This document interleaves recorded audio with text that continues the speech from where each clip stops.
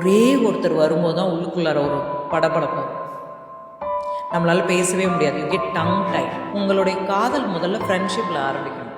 எனக்கு ஒரு ஃப்ரெண்ட் இருக்காங்க, துர்கான்னு சொல்லி. ப்ராபப்ளி 3rd 4th ஸ்டாண்டர்ட்லேருந்து ஃப்ரெண்டு. திடீர்னு எங்கள் 2 பேருக்கும் ஒரு நாள் அப்ரப்டாக கான்டாக்ட் போயிடுச்சு. நான் கூப்பிடுவேன் அப்படின்றதுக்காக அவங்களோட பழைய நம்பருக்கு 14 வருஷமாக சார்ஜ் பண்ணி பே பண்ணி இன்னும் வச்சுருக்காங்க அந்த நம்பர். ஒரு பர்சனுக்கு பிரேக்கப் ஆயிடுச்சு. ஸோ இதுலேருந்து இப்போ அவங்க எப்படி மூவ் ஆன் ஆகும்?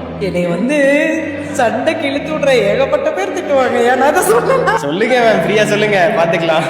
2 பேரும் ஒத்துமையாக இருக்கணும். அதுக்கு எதை வேணாலும் விட்டு கொடுக்கலாம். தாய் தந்தையாக இருக்கட்டும், அதை கூட விட்டு கொடுக்கலாம். அவ்வளவு முக்கியம் இந்த உறவு. சரி பாதி ஷேர் பண்ணிக்கணும்னு சொல்லுங்க. பண்ணவே வேணாம், நீ ஷேரே பண்ண வேணாம். ஒரே ஆளே பண்ணிக்கோல, தப்பே கிடையாது.